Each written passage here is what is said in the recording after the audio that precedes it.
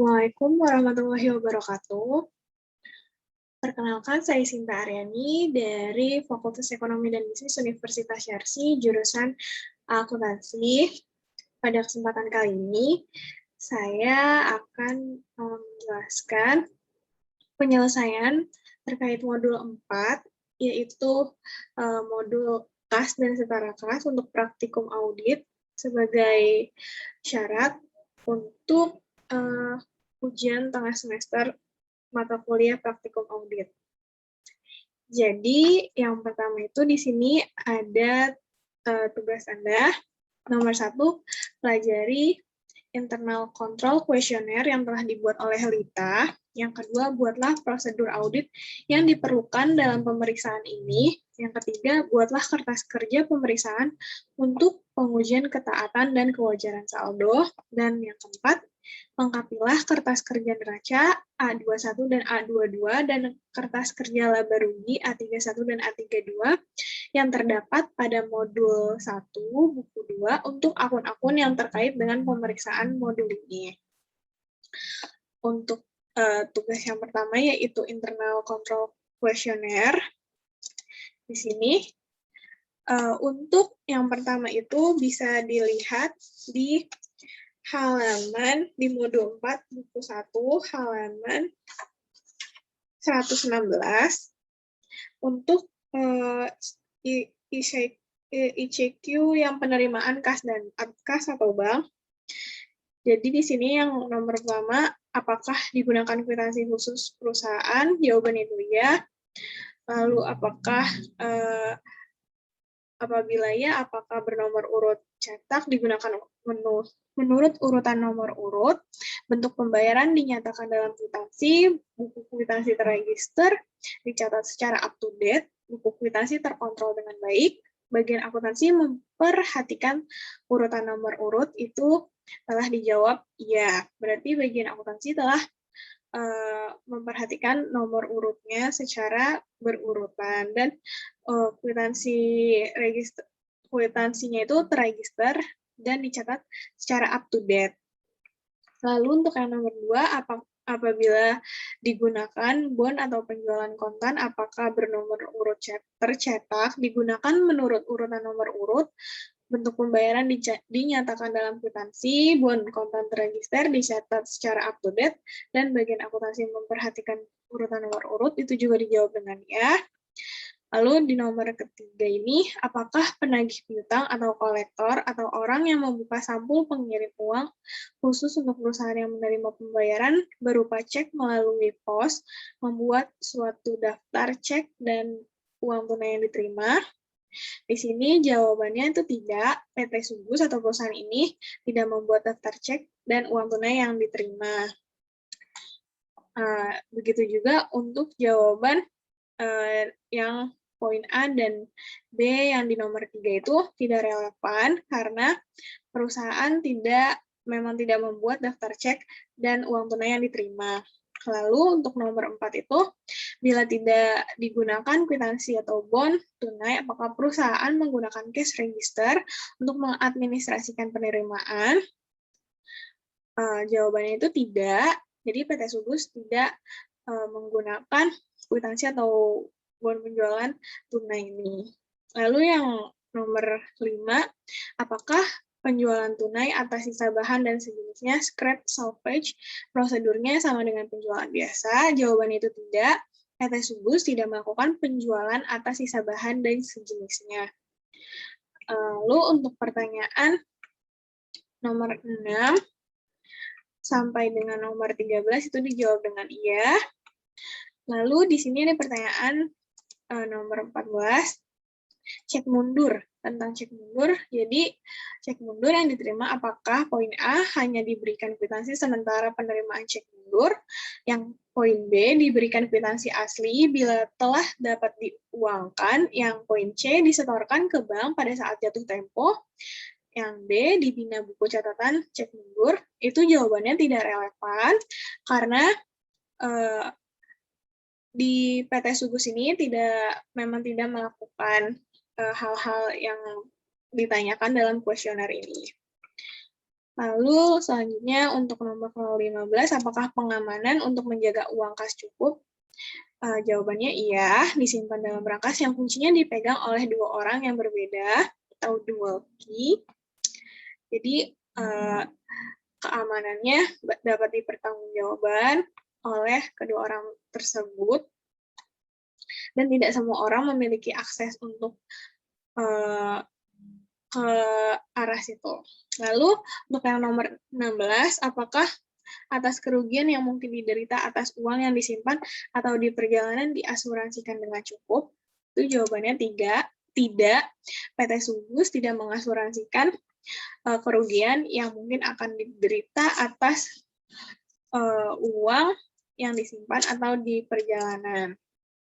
Untuk nomor 17 itu apakah penerimaan yang sifatnya rutin seperti sewa, dividen, bunga, dan lain-lain itu secara berkala direview sehingga atas kekurangannya segera dibuatkan catatan dan diinvestigasi, itu jawabannya iya. Dan untuk pertanyaan terakhir di schedule ICQ yang penerimaan kas atau bank, apakah kantor pusat mengontrol penerimaan cabang? Itu jawabannya tidak relevan karena PT Subus merupakan kantor pusat dan tidak memiliki kantor cabang. Berdasarkan schedule ICQ untuk penerimaan kas dan bank yang dibuat oleh Lita tanggal 14 Desember 2018 dan telah diperiksa oleh Dinjati tanggal 18 Desember 2018. Dari 18 pertanyaan ini, kebanyakan dijawab iya, dan beberapa dijawab tidak relevan, karena memang PT Subus tidak melakukan atau tidak memiliki dokumen seperti yang terdapat di kuesioner itu. Jadi dapat disimpulkan bahwa pengendalian internal untuk penerimaan kas atau bank ini baik dan sudah dilakukan dengan baik oleh perusahaan yaitu PT Subus karena dari kuesionernya rata-rata dijawab iya. Oke, selanjutnya di sini ada internal control questionnaire untuk pengeluaran kas atau bank di halaman 119. Untuk nomor 1 itu apakah semua pembayaran kecuali untuk pengisian dana kas kecil dilakukan dengan cek? Itu jawabannya iya. Cek yang digunakan menurut nomor urut juga iya, berdasarkan nomor urut. Terus apakah kebijaksanaan perusahaan? Poin yang pertama, tidak memungkinkan penandatanganan blanko cek. Yang kedua, menghindari mengeluarkan cek tunai tidak atas nama. Yang ketiga, tidak mengeluarkan cek mundur. Itu juga jawabannya iya. Dan haruskah semua cek di countersign? Iya. Dilengkapi dengan bukti pendukung yang cukup bila diajukan untuk ditandatangani itu iya. Jadi, untuk prosedur pengeluaran ceknya itu, kalau ingin mengeluarkan ceknya harus dilengkapi dengan bukti-bukti pendukung atau dokumen pendukung agar ditandatangani oleh pejabat yang bersangkutan. Lalu untuk yang nomor 8 ini, pertanyaannya sebutkan batas jumlah yang dapat ditandatangani hanya seorang. Di situ tertulis misalkan jumlahnya itu 1 juta oleh saudari Patricia. Ini terdapat di buku 1 halaman 22. Jadi yang bagian kas kecil itu, di situ ada kalimat ya, pengeluaran melalui kas kecil harus mendapat persetujuan dari saudari Patricia. Lalu untuk nomor 9, apakah penandatanganan cek terpisah dari yang menyimpan uang kas dan pemegang buku? Itu iya. Apakah digunakan stempel? Apakah disimpan oleh yang berhak menandatangani cek? Tidak relevan jawabannya karena PT Subus tidak menggunakan stempel. Lalu untuk apakah semua bukti segera distempel lunas untuk menghindari pembayaran 2 kali atau pembayaran ganda?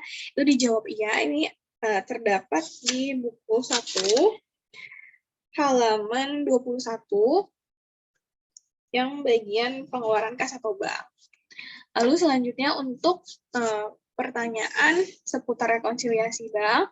Apakah rekonsiliasi bank poin pertama dibuat paling sedikit sebulan sekali? Itu ya, oleh seorang pejabat terpisah dari pemegang uang kas, termasuk penyetor uang kas bank, itu iya. Ditelaah oleh pejabat yang senior, itu iya jawabannya. Nah, tapi untuk yang nomor 16, apakah rekening koran langsung dikirim oleh bank kepada orang yang membuat rekonsiliasi itu? Jawabannya tidak. Jadi, rekening koran dari bank tidak langsung dikirim ke orang yang membuat rekonsiliasi, melainkan terdapat penanggung jawab lain yang dikirimkan rekening koran oleh bank. Baru orang tersebut yang memberikan ke staf-staf akuntansi yang melakukan rekonsiliasi.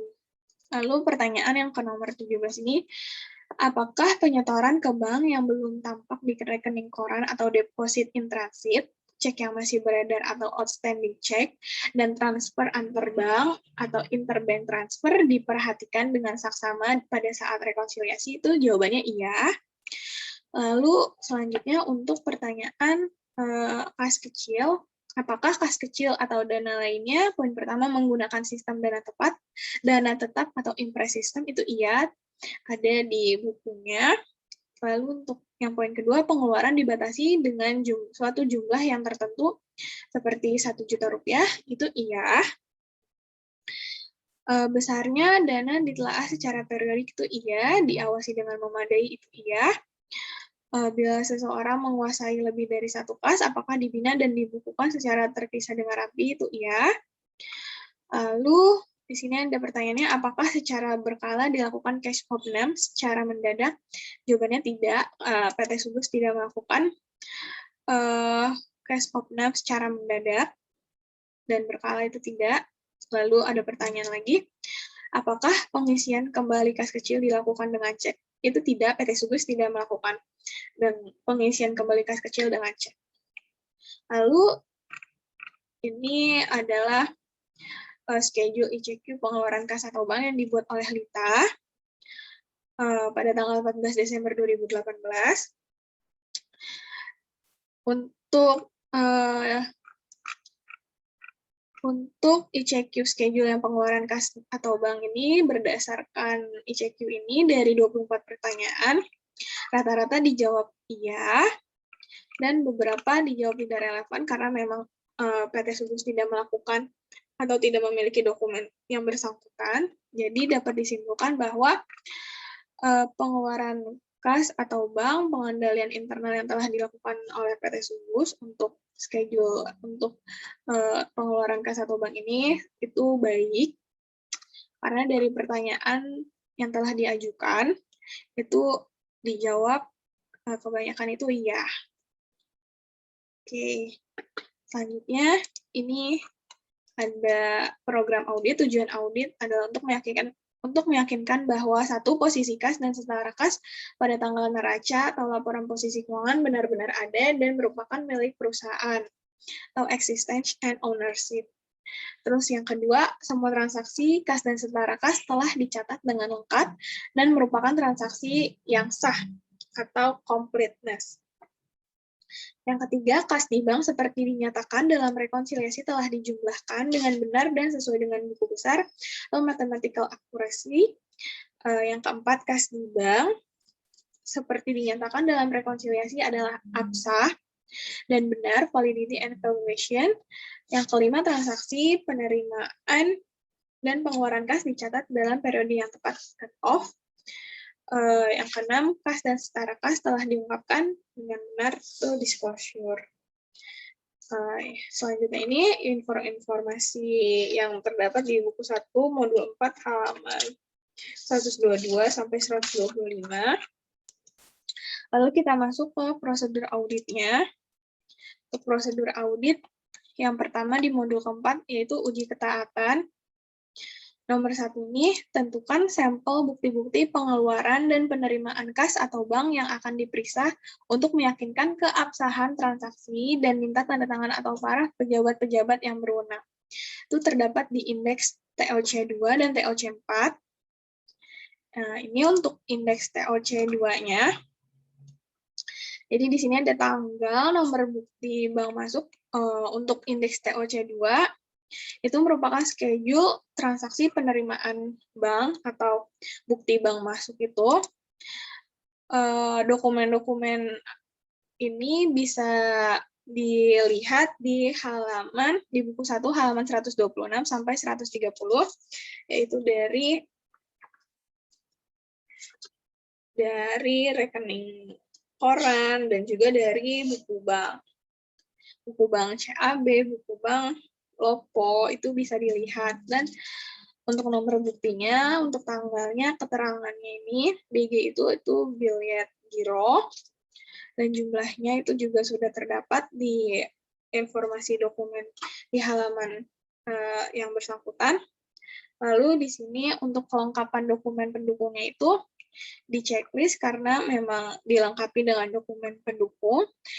Lalu untuk kebenaran perhitungan matematis telah dilakukan perhitungan kembali dan benar, jadi di checklist. Untuk otorisasi itu benar, terdapat otorisasi dibuat dan juga dan atau ditandatangani, diotorisasi oleh pejabat yang ada di PT Subus, dan informasi tersebut terdapat di buku, ditandatangani oleh saudari Patricia. Lalu kebenaran nomor akun itu sudah sesuai berdasarkan pertanyaan yang ada di ICQ tadi, internal control questionnaire, bahwa kebenaran nomor akun itu sudah sesuai, dan juga kebenaran posting itu juga sudah sesuai, jadi di checklist. Lalu untuk TOC4 ini, indeks TOC4 itu untuk schedule transaksi pengeluaran bank. Sama seperti tadi, informasi ini didapat dari buku 1 halaman 126 sampai 130. Itu terdapat tanggal, nomor pengeluaran bank, keterangannya, pembayaran utang, misalkan pembayaran utang kepada PT Andalas dengan jumlahnya 30 juta, untuk kelengkapan dokumennya itu ada dilengkapi, ada informasinya, lalu kebenaran perhitungan matematis juga telah dihitung kembali, dan itu benar, dan otorisasinya juga sudah dilakukan otorisasi persetujuannya oleh Patricia. Kebenaran nomor akunnya juga sudah benar, dan kebenaran postingnya juga sudah benar, jadi di checklist. Lalu kembali lagi ke prosedur audit. Di sini yang nomor kedua, yakinkan bahwa apakah semua dokumen-dokumen yang dipertanggungjawabkan sudah lengkap dan distempel lunas untuk menghindarkan bukti-bukti tersebut dipakai berulang-ulang. Ini sama di indeks yang TOC2 dan TOC4, informasinya dapat diperoleh di buku ini. Memang sudah distempel, jadi benar. Lalu lanjut untuk uji kewajaran kas. Yang pertama, siapkan schedule utama dari kas dan setara kas. Indeksnya itu indeks C di Paravala Wijaya. Lalu kita ke indeks C.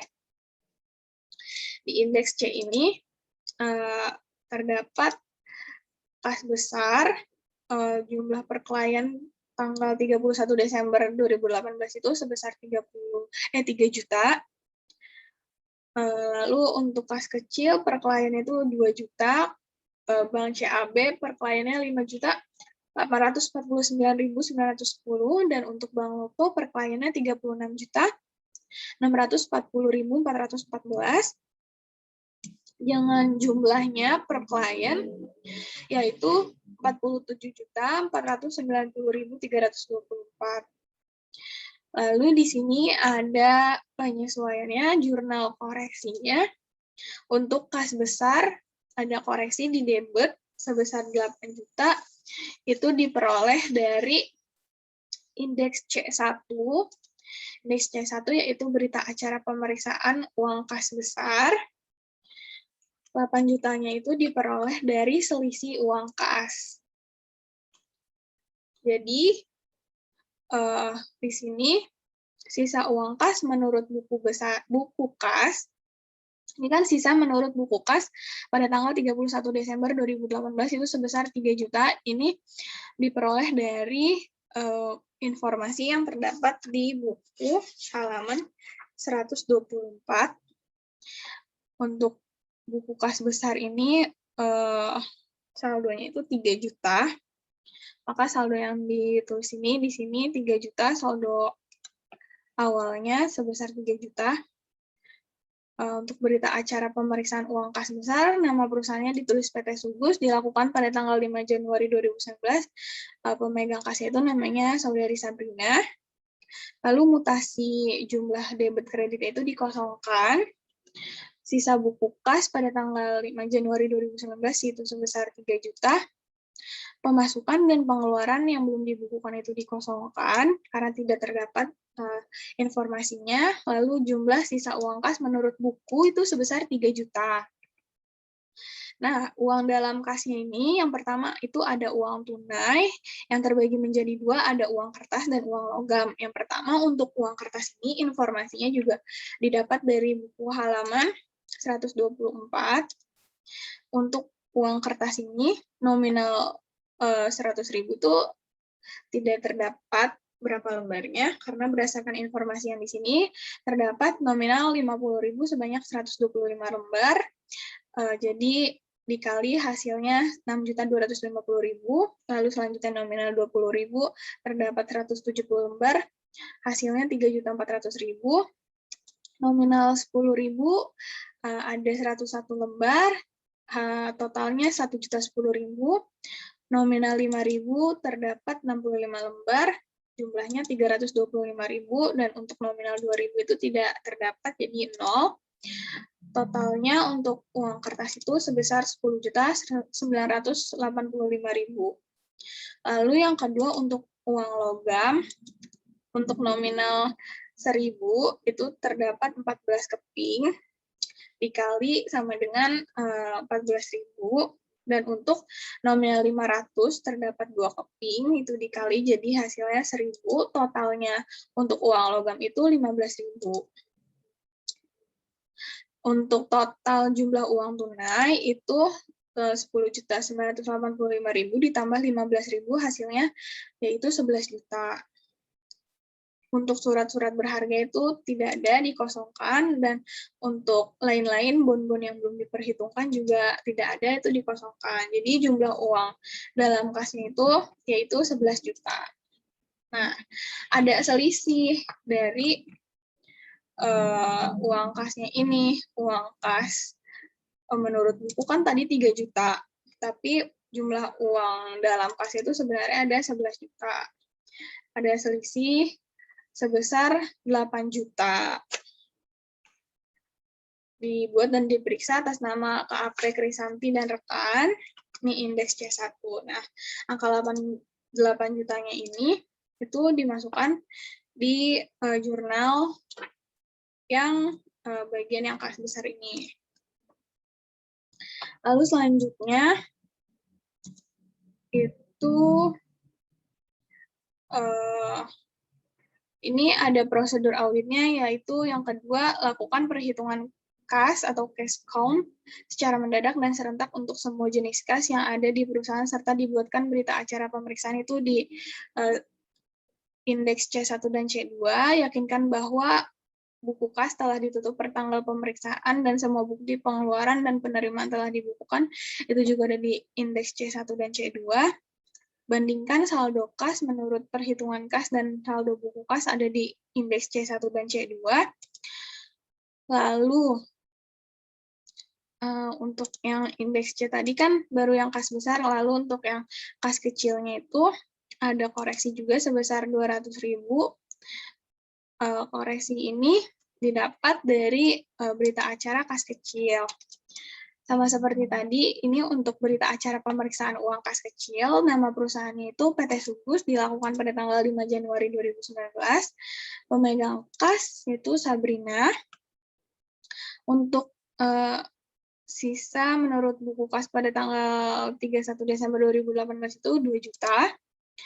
Tidak terdapat informasi mengenai mutasi debit kredit, sisa buku, dan untuk pemasukan pengeluarannya. Jadi jumlah sisa uang kas menurut bukunya itu 2 juta. Nah, uang dalam kasnya ini itu sama seperti tadi terbagi menjadi 2, yaitu ada uang kertas dan uang logam. Untuk informasinya itu terdapat di buku 1 itu sama seperti tadi. Untuk kas uang yang kertasnya nominal 100.000 itu tidak terdapat, itu 0. Lalu nominal 50.000 terdapat 12 lembar dikali yaitu 600.000. Untuk nominal 20.000 terdapat 18 lembar, itu dikali hasilnya 360.000. Untuk nominal 10.000 terdapat 23 lembar, itu dikali hasilnya 230.000. Dan untuk nominal 5.000 terdapat 65 lembar dikali hasilnya 325.000. Untuk nominal Rp2.000 tidak terdapat 0, dan jumlahnya untuk uang kertas sebesar 1.515.000. Lalu untuk uang logamnya, di sini nominal 1.000 ada sebanyak 13 keping dikali yaitu sebesar 13.000. Untuk nominal Rp500 terdapat 4 keping dikali yaitu 2.000, jadi total untuk uang logamnya itu ada 15.000. Nah, jumlah uang tunainya itu ditambahin uang kertas ditambah uang logam, hasilnya 1.530.000. Surat-surat berharga itu tidak ada, jadi dikosongkan. Lalu untuk lain-lain seperti bon-bon yang belum diperhitungkan itu ada 270.000. Ini dari kas kecil informasi petty cash voucher. Karena kas kecil belum diisi kembali, itu ada uang muka perjalanan 30.000, bensin 20.000, parkir dan tol 50.000. Totalnya 100.000 ditambah dengan materai 20 lembar yang masing-masing harganya 6.000 dikali 20 itu 120, jadi 100 ditambah. Ini jadi 120. Dan untuk yang bensin dan ongkos angkut itu 30.000 dan 20.000, di total ini kan hasilnya 200.000 ditambah hasilnya itu 150.000. Nah, yang materainya 120.000 ditambahin jadi 270.000 untuk yang lain-lainnya. Lalu jumlah uang dalam kasnya itu sebesar 1.800.000. Ini jumlah uang tunai ditambah yang lain-lain 270.000. Jadi hasilnya 1.800.000. Ada selisih sebesar 200.000 karena saldo sisa uang kas menurut buku itu kan 2 juta, tapi jumlah uang tunainya itu, jumlah uang dalam kasnya itu 1.800.000. Jadi terdapat selisih sebesar 200.000. Ini dan untuk jurnalnya itu piutang lain-lain di debit sebesar 200.000, pada kas kecil sebesar di kredit sebesar 200.000. Dan juga untuk mencatat piutang lain-lain yang 270.000, piutang lain-lain di debit sebesar 270.000 dan kas kecil itu 270.000. Lalu untuk yang selanjutnya, apabila perhitungan kas dilakukan sesudah tanggal neraca, lakukan prosedur penarikan mundur (trade back) ke tanggal neraca, dan bila dilakukan sebelum tanggal neraca, lakukan penarikan maju (trace forward) ke tanggal neraca. Itu ada di indeks C1 yang tadi sudah dijelaskan. Lalu bandingkan saldo buku besar dengan saldo perhitungan kas setelah prosedur penarikan per tanggal neraca. Itu terdapat di indeks C1. Nomor 7, periksa penjumlahan footing atau cross footing lembaran-lembaran buku kas secara uji petik. Perhatikan pemindahan saldo pada lembaran tersebut ke lembaran berikutnya, itu di checklist. Lalu yang nomor 8, jika kas kecil menggunakan sistem dana tetap atau impress fund system, diteliti apakah sudah ada pertanggungjawab beban dari dana tetap sebelum diadakan pengisian kembali, itu di checklist ya. Lalu pastikan apakah ada kas yang dalam mata uang asing telah dikonversikan ke dalam kurs yang benar pada tanggal neraca, itu di strip. Buat daftar koreksi yang diperlukan itu ada di indeks C, lalu buat kesimpulan dan komentar hasil pemeriksaan kas yang perlu diketahui oleh para partner serta saran kepada pihak manajemen yang merupakan salah satu penilaian terhadap mutu audit Anda itu ada di indeks C. Jadi di sini juga terdapat informasi untuk melakukan catatan pemeriksaan. Jadi berdasarkan yang indeks C tadi, itu yang pertama kami telah melakukan pemeriksaan kas untuk kas besar dan kas kecil pada tanggal 5 Januari 2019 dan telah dibuatkan beserta berita acaranya. Itu hasil cash count untuk kas kecil terdapat selisih sebesar 200.000. Jurnalnya itu piutang lain-lain di debit sebesar 200.000, pada kas kecil di kredit sebesar 200.000. Dan untuk mencatat piutang lain-lain sebesar 270.000 itu di debit dan pada kas kecil di kredit sebesar 270.000. Selanjutnya juga terdapat koreksi dari untuk kas besar di indeks C1, hasil cashcom untuk kas besar terdapat selisih sebesar 8 juta yang disebabkan karena yang pertama itu 6 juta dari uang kas PT Pelita, uang kas perusahaan lain. Hal ini menunjukkan terdapat hubungan istimewa antar perusahaan sehingga PT Pelita merupakan perusahaan afiliasi dari PT Subus. Yang kedua itu 2 jutanya itu dari tagihan dari PT Merdeka untuk tahun 2019.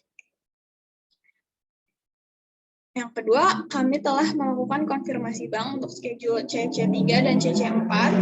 Yang ketiga, kas besar dirangkap dengan kas kecil. Hal ini dapat menimbulkan terjadi kecurangan sehingga lebih baik disarankan agar kedua tugas itu dipegang oleh kedua orang terpisah. Jadi untuk pemegang kas besar dipegang oleh orang A dan pemegang kas kecil dipegang oleh orang B.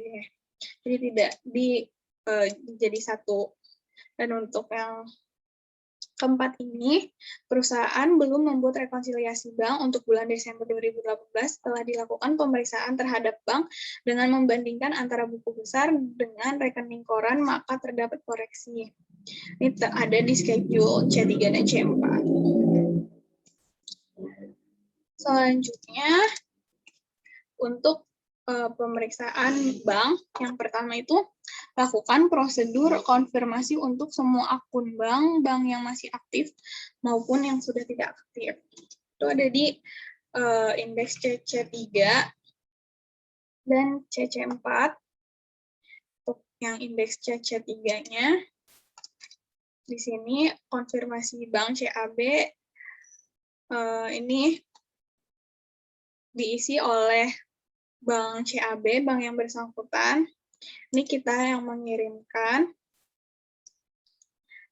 suratnya dengan nama perusahaannya kepada bank CAB, alamatnya, lalu ada nomornya, perihal konfirmasi bank.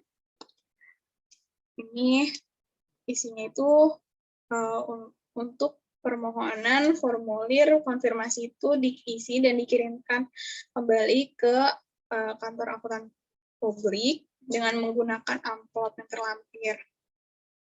Dan yang CC4 itu untuk konfirmasi Bank Lopo, sama seperti tadi. Ini juga diisi oleh Bank Lopo. Dan untuk suratnya juga dilampirkan. Lalu selanjutnya, minta dari klien hasil rekonsiliasi bank dan periksa kebenaran rekonsiliasi tersebut meliputi pencocokan saldo RK dengan saldo buku besar bank, pemeriksaan cek atau giro yang masih beredar atau outstanding cek, dan setoran dalam perjalanan atau deposit in transit itu di checklist. Yakinkan bahwa saldo bank yang dalam mata uang asing telah dikonversikan ke dalam kurs yang benar bertanggal neraca itu di checklist. Untuk selanjutnya itu di bagian indeks C3 ini mengenai koreksi untuk rekonsiliasi Bank CAB, ini supporting schedule untuk Bank CAB. Di sini terdapat jurnal koreksi yang diperlukan. Jurnal koreksi yang diperlukannya ini kita bisa tahu di bagian yang rekonsiliasi ini. Jadi, di bagian yang rekonsiliasi ini untuk Bank CAB, di indeks C3.1, kita samakan dulu dari rekening koran sama buku banknya itu, rekening koran Bank CAB sama buku bank CAB. Jadi kita bisa tahu nih apa yang harus kita sesuaikan, apa yang belum ada atau yang belum dicatat oleh perusahaan, dan juga apa yang belum tercatat oleh bank. Jadi untuk yang pertama ini,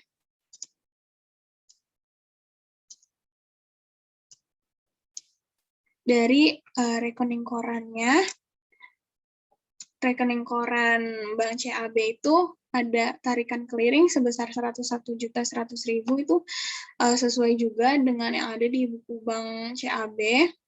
Ini yang dibulat warna kuning ini berarti sudah sesuai, sudah ada di buku Bank CAB dan juga di rekening koran Bank CAB-nya. Untuk angka yang seperti ini, 55.500.000 dan 37 juta ini digabung, ini hasilnya sebesar 92.500.000. Jadi ini dikeliringkannya bersamaan. Lalu untuk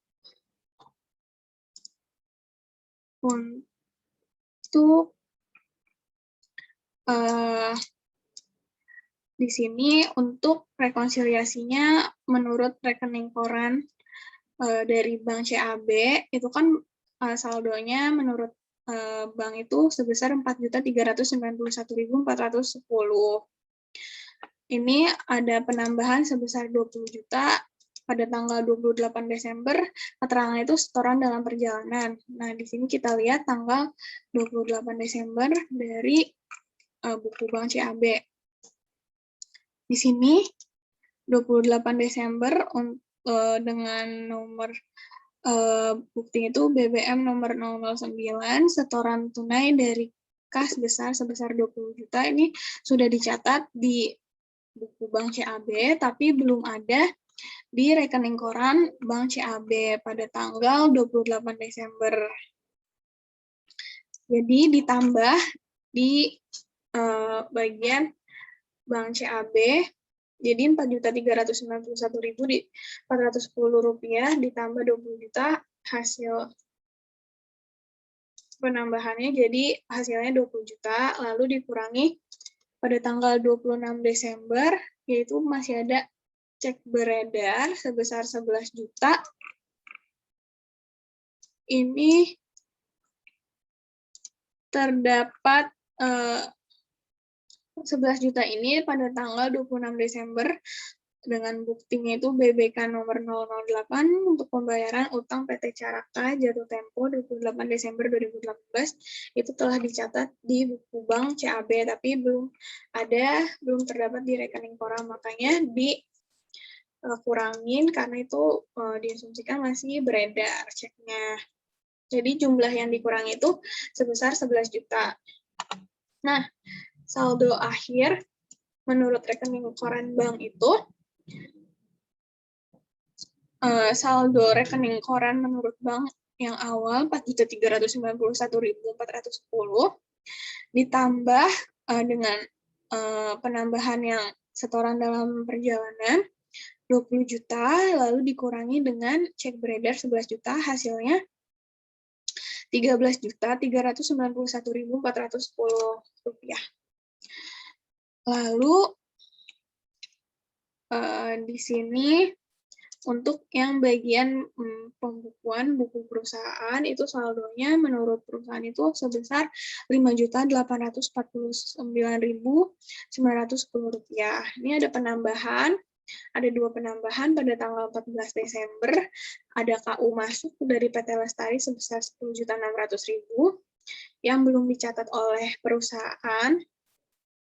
Lalu pada tanggal 28 Desember ada pendapatan jasa giro itu bunga yang belum dicatat oleh bank, yang belum dicatat oleh perusahaan sebesar 156.500. Jadi jumlah yang ditambah itu sebesar 10.756.500. Ini bisa dilihat yang warnanya hijau ini pada tanggal 14 Desember dengan nomor tiketnya sekian. Transaksi itu KU masuk dari PT Lestari sebesar 10.600.000. Di tanggal yang bersamaan 14 Desember itu di bagian perusahaan belum ada pencatatannya, karena yang ada pencatatannya pada tanggal 14 Desember itu hanya pembayaran utang PT Fitria. Lalu yang keduanya itu untuk pendapatan jasa gironya juga belum dicatat oleh perusahaan, oleh PT Subus. Di sini tanggal 28 Desember jasa gironya 156.500. Di perusahaan belum ada untuk tanggal 28-nya. Lalu dikurangi, ada pengurangan, yaitu kesalahan pencatatan untuk PT Berkat. Ini terdapat di buku 1, modul 3, halaman 94 ya teman-teman. Ini jadi PT Subus itu lebih catat 990.000. Jadi disesuaikan pada tanggal 3 Desember itu. Lalu yang tanggal 28 Desember itu ada beban administrasi bank. Di sini yang belum dicatat oleh perusahaan, yang belum dicatat oleh PT Subus juga sebesar 25.000. Lalu ada cek kosong dari PT Berkat 2.200.000. Di sini 28 Desember tolakan clearing 2.200.000 yang belum dicatat oleh PT Subus. Jadi jumlah yang dikuranginya itu sebesar 3.215.000, sehingga saldo akhir rekening menurut pembukuan PT Subus itu saldo yang menurut pembukuannya Rp5.849.910 ditambah 10.756.500 dikurangi dengan 3.215.000, hasilnya Rp13.391.410. Ini hasilnya sudah sesuai, sudah balance. Lalu juga jangan lupa untuk membuat jurnal-jurnal koreksiannya. Di sini di bawahnya ditambahkan jurnal koreksiannya. Yang pertama itu untuk mencatat KU masuk PT Lestari, yaitu kita catatnya Bank CAB di debit 10.600.000 pada piutang usaha PT Lestari 10.600.000. Di sini untuk indeks C3.1 dibuat oleh Wijaya tanggal 19 Desember 2018 dan diperiksa oleh Sinta tanggal 12 Maret 2019. Untuk schedule-nya ini Bank CAB. Untuk jurnalnya ini juga bisa dilihat di supporting schedule yang indeks C3. Untuk yang pertama, jurnal koreksi yang diperlukan itu yang A, setoran clearing dengan kode transaksi 885701 belum dicatat oleh PT Subus, namun sudah dicatat oleh bank. Nah, ini jurnalnya atau setoran clearing itu sebesar 10.600.000.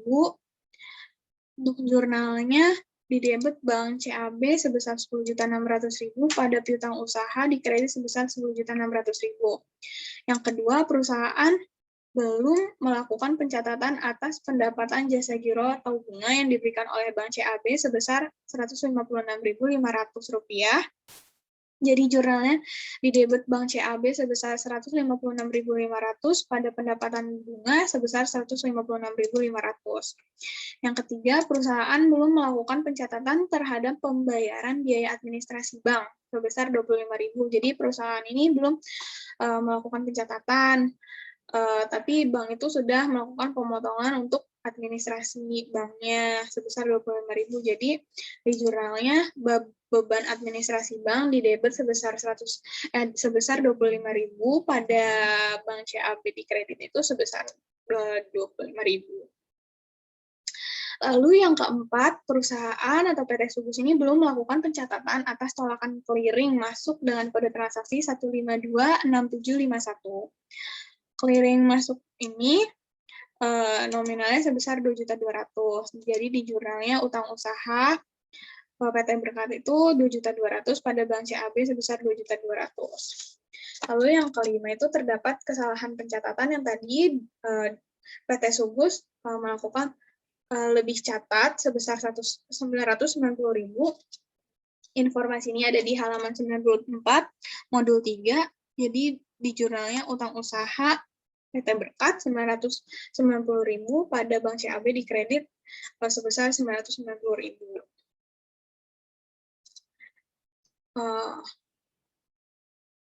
Lalu selanjutnya untuk yang prosedur yang keempat, yakinkan bahwa setiap pembukaan dan penutupan rekening bank mendapat persetujuan dari pejabat berwenang, dan mintalah informasi mengapa perlu dibuka rekening baru maupun alasan dari penutupan rekening itu tidak dilakukan. Lalu untuk yang kelima, yakinkan bahwa tidak ada lapping atau window dressing dengan memeriksa bukti-bukti penerimaan dan pengeluaran akhir tanggal neraca. Itu di checklist. Untuk rekening yang sudah tidak aktif, mintalah penjelasan dari klien dan sarankan untuk ditutup saja, itu tidak, kan tidak ada yang sudah tidak aktif. Yakinkan bahwa semua rekening di bank merupakan rekening atas nama perusahaan, bukan perorangan. Itu tadi terdapat di indeks yang C3.1 yang informasinya itu didapat dari yang dokumen-dokumen yang buku bank CAB, rekening korannya juga itu atas nama PT Subus. Dan pastikan apakah ada kelebihan saldo di bank yang tidak digunakan dalam waktu singkat, dan sarankan sebaiknya didepositkan untuk mendapatkan tingkat bunga yang lebih tinggi. Nih, jadi untuk yang rekening koran ini benar atas nama PT Subus, rekening koran untuk bank CAB benar atas nama PT Subus. Dan ini nomor rekeningnya. Nah, selanjutnya ini kan supporting schedule bank CAB. Selanjutnya itu ada yang di indeks C4 itu supporting schedule untuk Bank Lopo. Untuk Bank Lopo ini ada 5 yang perlu dikoreksi juga. Untuk jurnalnya kita bahas nanti. Yang pertama kita lihat dulu di indeks C4.1 ini sama seperti yang di indeks C3.1. Jadi kita lihat dulu nih nominal-nominalnya yang dari rekening koran Bank Lopo sama yang ada di buku Bank Lopo itu sudah sesuai atau belum. Kalau yang belum, kalau yang di banknya sudah dicatat tapi di perusahaan belum dicatat, perlu dikoreksi, direkonsiliasi, dan sebaliknya. Jadi yang pertama ini masih sama, untuk yang kuning-kuning ini, bulatan kuning ini berarti ini sudah sesuai. Nah ini kan juga ada nih dari buku Bank Lopo, ini 2.200.000 ditambah 11 juta ditambah 17.040.000 itu dijadikan satu nih. Di sini ada 30.240.000. Lalu di sini kita bisa langsung lihat saja untuk rekonsiliasinya. Yang pertama, saldo menurut rekening koran bank. Rekening koran bank itu Bank Lopo, saldonya menurut bank sebesar Rp5.092.640. Ada penambahan tanggal 26 Desember, yaitu setoran tunai dari PT Nuansa sebesar 37.500.000 yang belum dicatat oleh bank. Lalu ada di tanggal 28 Desember, yaitu masih ada deposit in transit, setoran dalam perjalanan sebesar 2 juta. Ini informasinya bisa kita lihat di buku Bank Lopo. Tadi itu untuk yang penambahan setoran tunai PT Nuansa tanggal 26 Desember 26 Desember sebesar 37.500.000 ini ada, tapi di banknya belum ada, makanya kita sesuaikan. Lalu untuk yang 2 jutanya tanggal 28 Desember ini ada setoran tunai dari K sebesar 2 juta, itu belum dicatat oleh bank, makanya kita harus sesuaikan juga.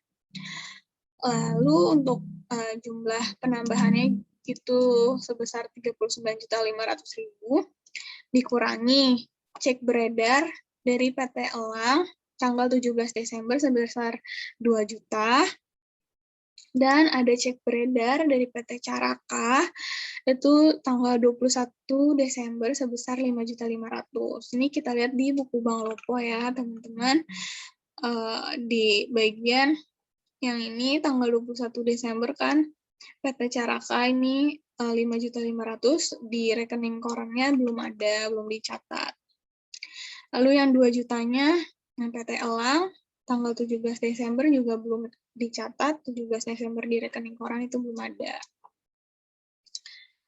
Jadi untuk jumlah yang pengurangannya itu menurut yang bank itu sebesar 7.500.000, sehingga saldo akhir menurut rekening bank ini sebesar 37.092.640 rupiah, itu didapat dari saldo menurut rekening bank 5.092.640 rupiah ditambah yang penambahan 39.500.000 dikurangi dengan cek beredar sebesar 7.500.000. Hasilnya seperti ini. Lalu selanjutnya ada yang menurut buku atau yang menurut PT Subus, menurut perusahaan, saldo menurut perusahaan itu sebesar 36.640.414 rupiah. Ada penambahan tanggal 24 Desember yaitu setoran keliring sebesar 3.750.000 yang belum dicatat oleh perusahaan. Lalu pada tanggal 27 Desember yaitu ada pendapatan jasa kira atau bunga sebesar 75.226 rupiah yang belum dicatat oleh perusahaan juga, sehingga total penambahan itu sebesar 3.825.226. Nah, untuk setoran clearing yang tanggal 24 Desember ini bisa dilihat di rekening koran. Di sini angkanya ada 3.750.000, di rekening koran itu ada, sedangkan pada tanggal 24 Desember itu di buku bank itu tidak ada. Lalu untuk yang tanggal 27 ada jasa giro, itu di perusahaan juga belum dicatat, makanya disesuaikan. Lalu ada pengurangan, itu ada beban administrasi. Yang pertama, tanggal 24 Desember sebesar 18.000, dan yang kedua, tanggal 27 Desember sebesar 5.000.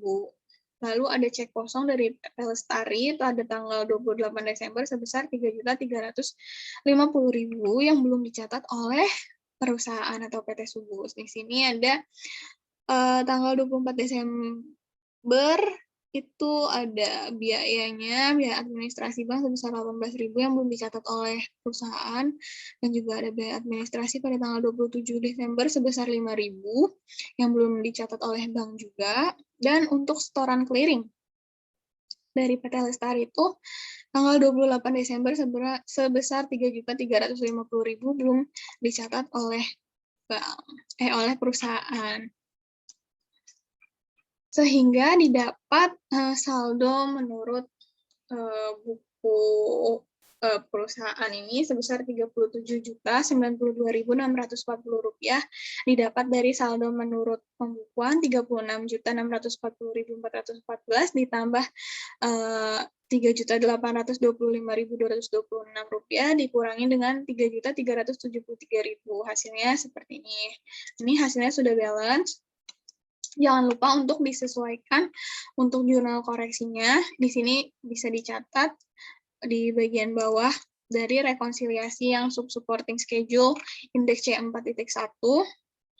untuk schedule-nya Bank Lopo, kliennya PT Subus dibuat oleh Wijaya tanggal 19 Desember 2018, diperiksa oleh Sinta tanggal 12 Maret 2019. Untuk periodenya itu 31 Desember 2018. Ini juga bisa kita lihat ya di yang supporting schedule yang Bank Lopo indeks C4. Jadi jurnal koreksi yang diperlukan itu kan tadi ada 5. Yang pertama itu setoran clearing dengan kode transaksi 1363930 belum dicatat oleh perusahaan namun sudah dicatat oleh bank. Setoran clearing tersebut nominalnya sebesar 3.750.000. Jadi jurnal itu piutang usaha di debit sebesar 3.750.000, kreditnya itu Bank Lopo sebesar 3.750.000. Lalu yang kedua itu perusahaan belum melakukan pencatatan atas pendapatan jasa giro atau bunga yang diberikan oleh Bank Lopo sebesar Rp75.226. Jadi jurnal itu untuk mencatat atas pendapatan jasa giro ini, Bank Lopo di debit sebesar Rp75.226 karena ada uang masuk, lalu kreditnya itu pendapatan bunga Rp75.226. Yang ketiganya itu perusahaan belum melakukan pencatatan atas cek kosong sebesar Rp3.350.000. Jadi di jurnalnya piutang usaha di debit sebesar Rp3.350.000, pada kreditnya itu Bank Lopo sebesar Rp3.350.000. Dan yang keempat itu perusahaan belum melakukan pencatatan atas prabayar biaya cek atau giro sebesar Rp18.000. Nah, jurnal itu beban administrasi bank di debit sebesar Rp18.000, pada kreditnya itu Bank Lopo sebesar Rp18.000. Nah, yang terakhir itu perusahaan belum melakukan pencatatan terhadap pembayaran biaya administrasi bank sebesar Rp5.000. Jurnalnya beban administrasi bank sebesar Rp5.000 di debit, pada Bank Lopo di kredit sebesar Rp5.000. Lalu untuk indeks C3 dan C3.1, C4 dan juga C4.1 itu sudah selesai rekonsiliasinya. Kita balik lagi ke prosedur audit. Tadi sampai nomor 8, sekarang yang nomor 9 ini periksa pendebitan dan pengkreditan yang ada dalam jurnal dan dibukukan ke buku besar. Pemeriksaan ini meliputi hal-hal sebagai berikut. Lakukan vouching, bukti kas masuk atau cash receipt voucher, dan bukti kas keluar atau cash disbursement voucher untuk bulan Januari, Juli, dan Desember. Apakah penerimaan kas atau cek atau giro telah didukung kwitansi dan slip setoran bank untuk dikliringkan? Apakah setiap pengeluaran mendapat persetujuan dari pejabat yang berwenang dan didukung oleh dokumen yang diperlukan seperti permintaan pembelian, pelaksanaan pembelian, laporan penerimaan barang, surat jalan dari pemasok, dan juga faktur. Lalu lakukan uji penerimaan dalam buku cek atau giro dengan bukti kas masuk yang didukung dengan slip setoran bank telah dijurnal dengan benar. Lalu juga ada jumlah yang tercantum dalam bukti kas keluar didukung oleh dokumen pendukung lainnya telah dicocokkan dengan jumlah giro yang dibayarkan. Ini ada di indeks TOC2 dan TOC4. Nah, ini sama seperti tadi yang sudah dijelaskan, ini informasinya sudah ada, jadi itu bisa di checklist. Lalu, apakah ada hal-hal yang perlu diungkapkan dalam surat pernyataan klien atau client representation letter, dan catat hal-hal yang perlu diberikan dalam saran-saran perbaikan kepada pihak manajemen dalam surat manajemen atau manajemen letter itu ada di indeks C, yang tadi di catatan pemeriksaan ini. Nah, ini kan ada jurnal koreksinya, dan ini saran-sarannya. Lalu buat kesimpulan dan komentar hasil pemeriksaan bank yang perlu diketahui oleh para partner itu, tadi juga sudah ada kesimpulannya. Kesimpulannya itu sudah dilakukan dengan baik, sudah tersistematisasi, hanya perlu penyesuaian-penyesuaian sedikit saja. Lalu untuk indeks yang D ini, indeks D itu ada deposito berjangka dan juga ini ada di prosedur audit yang bagian investasi jangka pendek. Nah, yang nomor satunya itu siapkan schedule utama dari investasi jangka pendek, yaitu ada di indeks D. Lalu sekalian lakukan konfirmasi atas investasi yang dipegang oleh pihak lain apabila digunakan sebagai jaminan oleh pihak bank atau dikuasai oleh pihak broker atau pialang. Itu tidak dilakukan. Yang ketiga, minta catatan kurs harga pasar pada tanggal neraca untuk saham dan dibandingkan dengan harga belinya. Lalu yang keempat, periksa transaksi mutasi penambahan dan pengurangan dengan melihat bukti pembelian dan penjualan, serta apakah telah mendapat persetujuan dari pejabat yang berwenang, itu di checklist. Yang kelima, lakukan verifikasi atas dividen tunai atau saham dan penerimaan bunga deposito itu di checklist. Yang keenam, lakukan pengecekan pencatatan investasi apakah sudah sesuai dengan ketentuan standar akuntansi yang berlaku umum, itu di checklist. Ini bisa kita lihat di indeks D. Kita langsung aja ke indeks D di sini.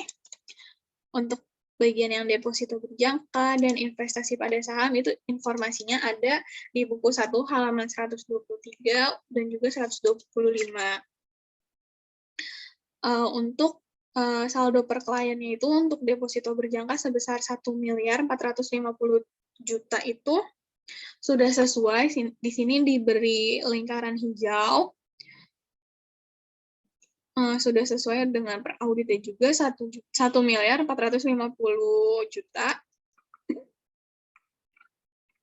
Atau bisa di sini ada untuk bagian yang deposito berjangka ini. Ada keterangannya deposito dalam rupiahnya itu sebesar 1 miliar, sedangkan deposito dalam mata uang dolar US itu 30.000. Terus kursnya itu 15.000, jadi 30.000 dikali 15.000 hasilnya 450 juta. Jadi 1 miliar ditambah 450 juta hasilnya 1.450 juta.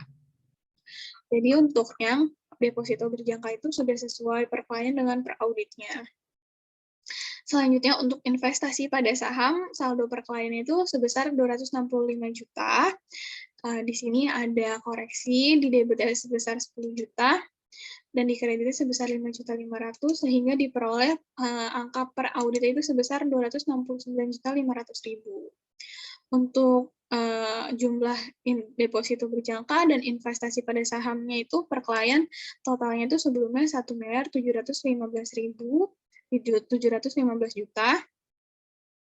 Sedangkan untuk totalnya untuk yang per audit itu menjadi 1.719.500.000. Nah, untuk yang bagian investasi pada saham, ini bisa kita lihat di sini. Jadi ada catatan pemeriksaannya, yang informasinya juga didapat dari buku ini seperti ini. Saldo investasi pada saham PT Subus itu kan mencatat sebesar 265 juta di sini kan per klien 265 juta. Namun setelah dihitung seharusnya PT Subus itu mencatat yang pertama itu ada harga perolehan investasi saham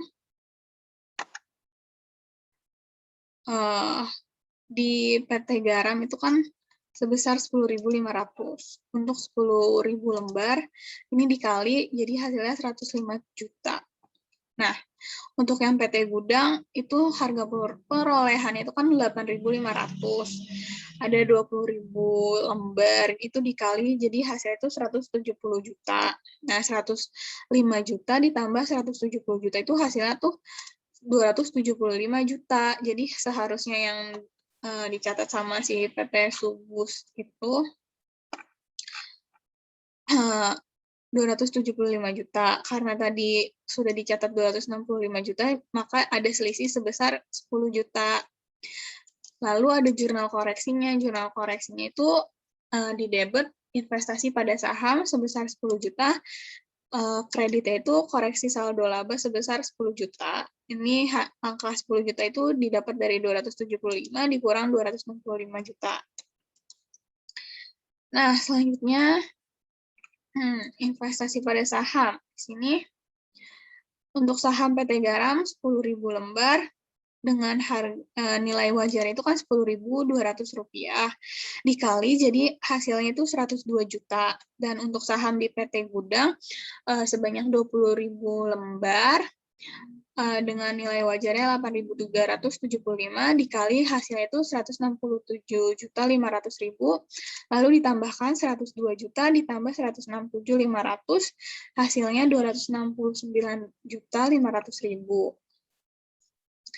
Maka di sini kan ada selisih kan, ada kerugian dari 275 juta, malah dinilai wajarnya cuma 269.500.000. Jadi ada koreksi, jurnal koreksinya itu rugi investasi saham di debit sebesar 5.500.000, pada investasi pada saham itu dikredit sebesar 5.500.000. 5.500.000 ini pengurangan dari 275 juta dikurang sama 269.500.000. Nah, jurnal koreksi ini selain dicatat di bawah schedule yang bersangkutan juga dicatat juga di bagian bagian jurnal koreksi. Di sini ada jurnal koreksi untuk modul 4 yang tadi kan yang untuk nomor 16 itu piutang lain-lain di debit 200.000, di kreditnya ada kas kecil sebesar 200.000 itu untuk koreksi hasil cash count untuk kas kecil yang mengalami selisih kekurangan. Lalu untuk nomor 17-nya ada yang 270.000 ini juga yang ada di indeks C, itu untuk mengoreksi pengeluaran kas kecil yang belum di reimburse untuk beban lain-lain. Lalu ada yang 10.600.000 ini juga koreksi atas setoran clearing yang belum dicatat oleh perusahaan itu PT Lestari, itu ada di sini supporting schedule yang indeks C3. Lalu untuk yang nomor 19-nya Bank CAB nih pendapatan jasa giro yang dari Bank CAB yang belum dicatat oleh perusahaan itu ada di indeks C3 juga sebesar 156.500.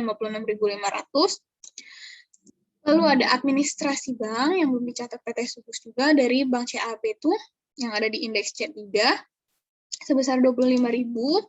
Lalu ada cek kosong itu yang ada di indeks C3 juga dari Bank CAB itu nominalnya 2.200.000. Lalu selanjutnya ada koreksi dari untuk Bank Lopo itu setoran clearing yang belum dicatat oleh PT Subus sebesar 3.750.000 itu ada di supporting schedule yang indeks C4. Lalu yang selanjutnya juga bisa dilihat di indeks-indeks yang sebelumnya tadi. Lalu untuk menjawab yang nomor 4 ini untuk modul 4 ini berkaitan dengan kertas kerja neraca yang A2.1. Jadi kita pindahkan angka yang ada di indeks C ini atau jurnal koreksi tadi itu ke bagian yang kertas kerja neraca yang A2.1. Yang ini untuk yang bagian kas dan setara kas ini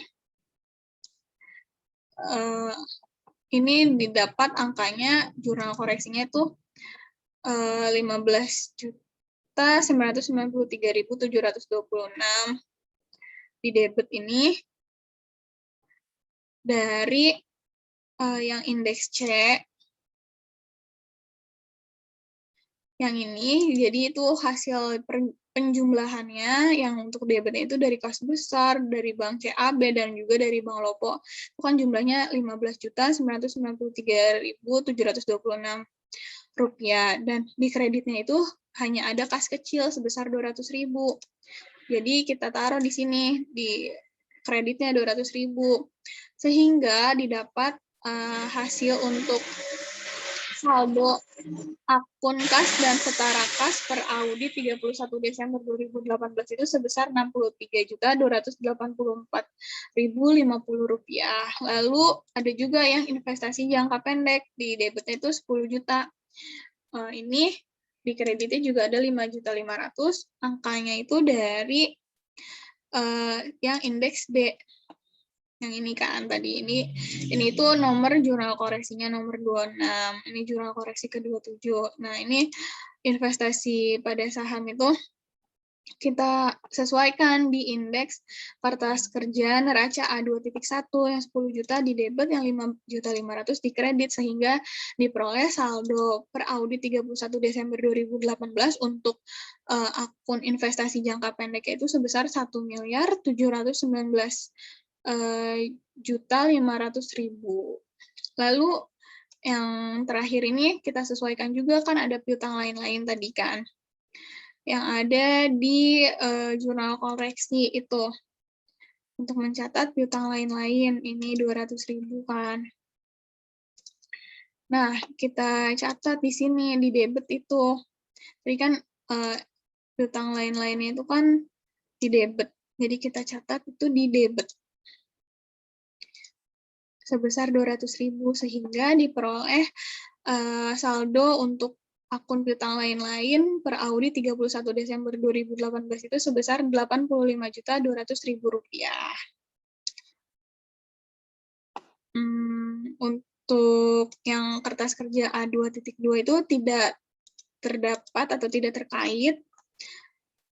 Lalu yang di laba rugi A3.1 juga tidak terkait, dan yang laba rugi A3.2 juga tidak terkait.